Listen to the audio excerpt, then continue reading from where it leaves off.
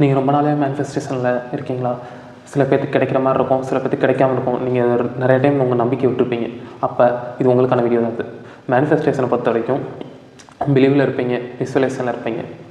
ஆனால் அந்த action plus உங்கள் மூலியமாக வரணும், யூனிவர்ஸ் மூலியமாக வரணும். யூனிவர்ஸ் மூலியமாக வரது பொறுத்த வரைக்கும் நீங்கள் நடந்துருச்சுன்னு நம்பணும் ஃபஸ்ட்டு. அது இட்ஸ் டேக் எ டைம். சில விஷயங்கள் 2 வருஷத்துக்கு பிறகு வரலாம், இல்லை 1 வருஷத்துக்கு பிறகு வரலாம். அது ஒரு டைம் ஃப்ரேம் இருக்குது. அந்த டைம் ஃப்ரேம் தான் ஒரு முக்கியமான இம்பார்ட்டன்ட் விஷயம். ப்ளஸ் நம்மளோட ஆக்ஷன். சில பேர்னா மேனிஃபெஸ்டேஷனை விசுவலைசேஷனோட நிப்பாட்டிப்பாங்க. அவங்க தரப்புலேருந்து எந்த விதமான ஆக்ஷன் எடுக்க மாட்டாங்க. அந்த ஆக்ஷன் எடுக்கிறதுனால டிலே ஆக தான் செய்யும். சம்டைம்ஸ் ரொம்ப பல வருஷங்களுக்குள்ளே டிலே ஆகலாம். யூனிவர்ஸ் சம்டைம்ஸ் நம்மளை சோதிக்கும். இப்போ நீங்கள் ஒரு பர்சனை மேனிஃபெஸ்டேஷன் பண்ணலாம், இல்லை ஒரு ஜாப் மேனிஃபெஸ்டேஷன் பண்ணலாம், இல்லை ஒரு பிஸ்னஸை மேனிஃபெஸ்டேஷன் பண்ணலாம். ஒவ்வொரு தடவை மேனிஃபெஸ்டேஷன் பண்ணும்போதும் இந்த யூனிவர்ஸ் எப்படி ரியாக்ட் பண்ணால் சில நேரம் நமக்கு டெஸ்ட் வைக்கும். ஒரு நல்ல ஜாப்பை மேனிஃபெஸ்டேஷன் பண்ணணும்னு நினச்சிருப்பீங்க. நீங்கள் உட்காந்து மேனிஃபெஸ்டேஷன் பண்ணிட்டே இருப்பீங்க. இருக்க ஜாப்பே போகக்கூடிய நிலமையில இருக்கும். அப்போ நீங்கள் அவுட் ஆகி வெளியே வந்த பிறகு கொஞ்ச நாளில் நீங்கள் என்ன மேனிஃபெஸ்டேஷன் பண்ணீங்களோ அது தானாக ஒரு கால்ஃபர் வரலாம். அந்த மாதிரியான சில மிராக்கல்ஸை உங்களுக்கு வைக்கும். இட்ஸ் மேனிஃபெஸ்டேஷனில் விசுவலைசேஷனோட பேஸே எப்படின்னா, ஒரு விஷயம் நீங்கள் நடந்த மாதிரி பிலீவ் பண்ணணும். அதுதான் பேஸ். ஒரு விஷயம் நடந்துருச்சு, பட் அதை உங்களோட மைண்டுன்றது எப்படி செயல்படுது? அலையாக தான் செயல்படுது. It's a wave. வேவில் உங்களுக்கு நடந்துருச்சு, பட் ஃபிசிக்கலில் நடக்கிறதுக்கு கொஞ்சம் டிலே ஆகும். ஏன்னா பல காரணிகள் சேர்ந்து தான் இந்த ஃபிசிக்கல் உருவாக்குது. ஸோ உங்களுக்கு ஒரு டைம் டிலே இருக்கும். It's a time is a illusion அப்படின்னு நீங்கள் நம்பணும். உங்களால் ஒரு விஷயத்தை உணர முடிஞ்சுன்னா அது ஏற்கனவே நடந்தது தான் காரணம். நீங்கள் ஒரு யூனிவர்சிட்டி எப்பவுமே பெக் பண்ணுற மாதிரி நீங்கள் கேட்டுகிட்டே இருந்தீங்கன்னா அது கண்டிப்பாக உங்களுக்கு கொடுக்காது. யூனிவர்ஸை கமெண்ட் பண்ணி கேட்கணும். நடந்துருச்சு. நீங்கள் ஒரு பிலீவ் ரொம்ப இந்த போல்டாக இருக்கணும் உங்களோட பிலீவ் சிஸ்டம். அப்படின்னா தான் உங்களுக்கு ஈஸியாக அந்த மேனிஃபெஸ்டேஷன் நடக்கும். மேனிஃபெஸ்டேஷனை பொறுத்த வரைக்கும் விசுவலைசேஷன், அஃபர்மேஷன் இதில் தாண்டி இன்னொன்று இருக்குது, action. Action is the base. ஏற்கனவே நீங்கள் ஒரு விஷயம் உங்களுக்குள்ளே நீங்கள் நினச்சிட்டிங்கன்னா அது வேவ் ஃபார்மில் 100% ஒர்க் ஆகிடுச்சு. பட் ஃபிசிக்கல் ஃபார்மில் கிடைக்க ரொம்ப டிலே ஆகும். யூனிவர்ஸ் கொடுக்காமல் இருக்கா, கண்டிப்பாக கொடுக்கும். ஆனால் ஃபிசிக்கல் ஃபார்மில் கொடுக்கறதுக்கு ரொம்ப லேட் ஆகும். பட் நீங்களும் சில ஆக்ஷன்ஸ் எடுக்க தான் ஒரு 2 வருஷம் முன்னாடி கிடைக்கிது உங்களுக்கு ஃப்ரெண்டில் ஒரு வருஷத்துக்குள்ள கிடைக்கலாம், இல்லை 6 மாதத்தில் கிடைக்கலாம். அது ஒரு பாயிண்ட் ஃபஸ்ட். அதேமாதிரி ஒரே நேரத்தில் பல விஷயத்தை நீங்கள் மேனிஃபெஸ்டேஷன் பண்ணிங்கன்னா எதுவுமே உங்களுக்கு கொடுக்காது. யூனிவர்ஸை குழம்பி போயிடும். உங்களுக்கு என்ன தேவைன்றதை நீங்கள் முழுசாக நம்பி ஒரே ஒரு விஷயத்தை மேனிஃபெஸ்டேஷன் பண்ணுங்கள். ப்ளஸ் நீங்கள் மற்றவங்கள பார்த்து அது தேவை, அவங்க பெரிய ஆள் ஆகிட்டாங்க, நம்ம இப்படியே இருக்கோம் அப்படின்னு ஒரு ஜெலஸில் நீங்கள் ஒரு மேனிஃபெஸ்ட் பண்ணிட்டே இருந்தீங்கன்னா அது உங்களுக்கு நடக்கிறதுக்கான வாய்ப்பு ரொம்ப ரொம்ப கம்மி. சில நேரம் கிடைக்காமையே போயிடும் நிறையா தடவை. யுனிவர்ஸ் எப்பவுமே அது அவங்களோட லைஃபுக்கு என்ன தேவையோ அது அவங்களுக்கு கொடுத்துரும். உங்கள் லைஃபுக்கு என்ன தேவையோ அது உங்களுக்கு கொடுத்தே தீரும். அது யூனிவர்ஸோட ரூல். Change your vibration. அது ஒரு முக்கியமான மேனிஃபெஸ்டேஷனில் ஒரு முக்கியமான பாயிண்ட். நம்ம ஒரு பெரிய விஷயத்துக்கு நம்ம ஆசைப்படுறோம்னா நம்ம வைப்ரேஷன் எவ்வளோ இருக்குன்றதை பார்ப்போம். நம்ம வைப்ரேஷன் அதிகமாக இருந்தால் தான் அந்த வைப்ரேஷன் ஈக்குவலாக இருந்து அதில் கொண்டு போய் சேர்க்கும். நம்ம ஒரு லோவான வைப்ரேஷனில் இருந்துட்டு நம்ம ஒரு பெரிய விஷயத்தை ஆசைப்பட்டோம்னா அது நடக்கிறதுக்கான சாத்தியக்கூறு ரொம்ப ரொம்ப கம்மி.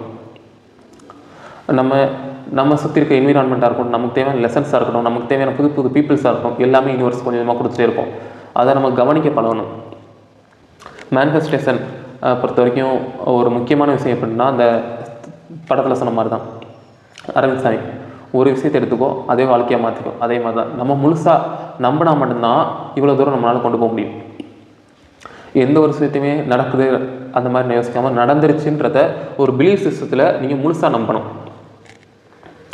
அந்த மார்வலில் டாக்டர் ஸ்ட்ரேஞ்ச் கடைசியில் பார்த்துருப்பாரு, 5 years பிறகு தானஸ் ஜெயிக்கிறத பார்த்து அதுக்கான ஒரு சைனை இன்ஃபினிட்டி வாரில் காட்டியிருப்பார் ஒரு தடவைன்ற மாதிரி. அதே மாதிரி தான் யூனிவர்ஸ் எல்லாத்தையும் கொடுத்துருச்சு.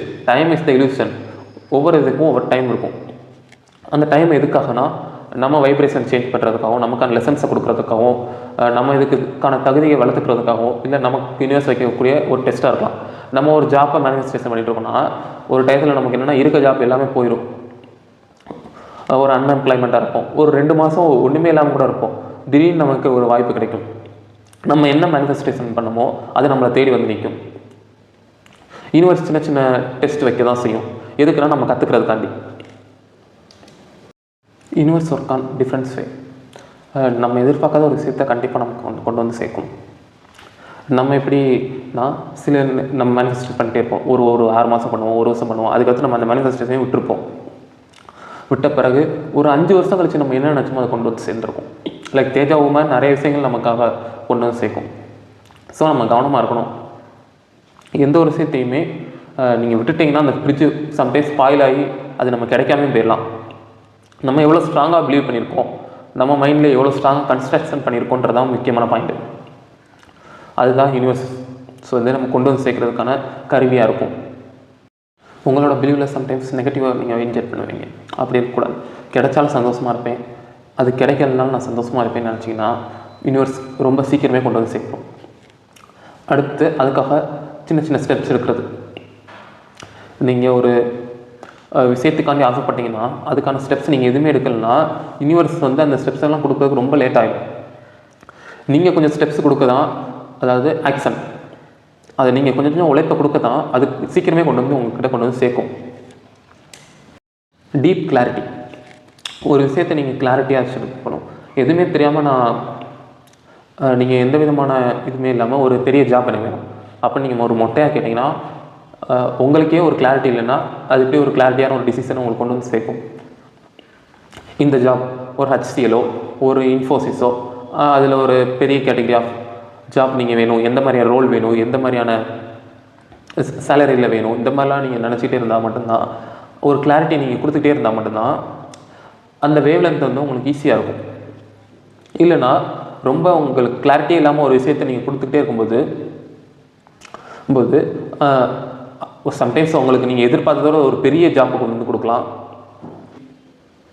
Universe give the flaws. அந்த மாதிரி தான் நீங்கள் என்ன விதைக்கிறீங்களோ அதுக்கான மரத்தை கொடுக்க யூனிவர்ஸ் ரொம்ப தயாராக இருக்குது. ஆனால் யூனிவர்ஸ் ஃபுல்லாத்தையும் எடுத்து உங்களுக்கு கொடுத்துறாது.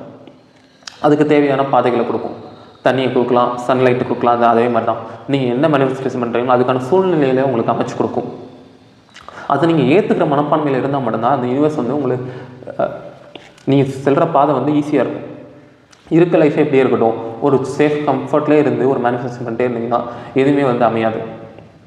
உங்களுக்கு ஒரு விஷயம் நடக்குதுன்னா அது நமக்கான விஷயம் நீங்கள் புரிஞ்சுட்டு நீங்கள் மூவ் பண்ண தான் யூனிவர்ஸ் உங்களுக்கு கிட்ட கொண்டு வந்து அதை கொண்டு வந்து சேர்க்கும். நீங்கள் என்ன மேனிஃபெஸ்டேட் பண்ணுறீங்களோ அதெல்லாம் சொல்லுது. குவாண்டம் படி பார்த்தீங்கன்னா ஒரே எலக்ட்ரான் மல்டிபிள் ஃபீல்டில் எக்ஸிஸ்ட் ஆகும். குவாண்டம் படி என்ன சொல்கிறதுனா ஒரு விஷயம் எந்த ஒரு பொருளுமே அலையாகவும் இருக்கும், திடமாகவும் இருக்கும். நீங்கள் ஒரு விஷயம் நீங்கள் விசுவலைஸ் பண்ணிட்டீங்கன்னா அது அலையாக மாறிடுச்சு, கண்டிப்பாக திடமாக வந்து சேரும். அதுக்கு டைம் எடுக்கும். It's take sometimes bridges. அது நீங்கள் எவ்வளோ உங்களோட சிந்தனையோட வலிமைகளை பொறுத்தது. ஒரு வலிமையான சிந்தனைன்றது ஒரு செகண்டில் கூட நடக்கலாம், இல்லை வேறு ஒரு இடத்துல நடந்துட்டு கூட இருக்கலாம், எப்படி வேணாலும் இருக்கலாம். ஒரு விஷயம் உங்களுக்கு எண்ணத்தில் தோன்றிச்சுன்னா அது கண்டிப்பாக நடந்தே தீரும், எப்போனாலும் நடக்கலாம். இதை நீங்கள் முதல்ல நம்பணும். அது உண்மையில் நடந்து தான் தீரும். குவாண்டம் ஃபிசிக்ஸ் அதான் சொல்லுது. அப்போ உங்களுக்குள்ள தோணலாம் கருமாத்தலாம் இல்லையா, எல்லாமே நம்ம அஸ்ட்ராலஜி படி நடக்குது, எனக்கு கருமா அப்படி தான் நடக்குது, அந்த மாதிரிலாம் சொல்லலாம். அது ஒரு பாயிண்ட் இருக்குது. ஆக்சுவலி நீங்கள் எதை விரும்புகிறீங்களோ அதை கொண்டு வந்து சேர்க்கும். அது வந்து ஃப்ரீவில். அதை தாண்டி உங்களுக்கு கருமான்னு ஒன்று இருக்குது, அது தனி. ஒரு விஷயம் உங்களுக்கு ஒரு வழி நடந்தே ஆகணும் அப்படின்னா, ஒரு மிகப்பெரிய நீங்கள் ஒரு டாக்டராகவே இருந்தாலும் உங்களுக்கு ஒரு அந்த நேரத்தில் ஒரு ஆக்சிடெண்ட் ஆகலாம், இல்லை ஒரு சாதாரண ஒரு ஆளாக இருந்தாலும் உங்களுக்கு ஆக்சிடெண்ட் ஆகலாம். ரெண்டுமே பெயின் சேம் தான். ஆனால் அதுக்கான வழிகள் வேறு வேறு இருக்குது. அதே மாதிரி தான் இங்கே செயல்படுது. ஒரு விஷயத்தை நீங்கள் அதை தாண்டி சோல் பர்பஸ், சோல் லேர்னிங்கிறது அதெல்லாம் தனி. உங்களுக்கு என்ன தேவைன்றது தனி. சோல் பர்பஸ், இந்த சோல் எதுக்காக வந்திருக்குன்றது தனி. சோல் லேர்னிங் அதெல்லாம் உங்களுக்கு இந்த யூனிவர்ஸ் கொடுத்து தான் ஆகும். ஒவ்வொரு ஸ்டேஜ் ஆஃப் லைஃப்பில் ஒவ்வொரு ஸ்டேஜ்லேயுமே உங்களுக்கு தனித்தனியாக லேர்னிங் கொடுத்து தான் ஆகும். நெகட்டிவ் அதிகமாக சேர்ந்துக்கிட்டே இருந்துச்சுன்னா உங்களோட மேனிஃபெஸ்டேஷன் ரொம்ப தடைப்படும். எப்போயுமே நீங்கள் மற்றவங்களோட கம்பேர் பண்ணாதீங்க.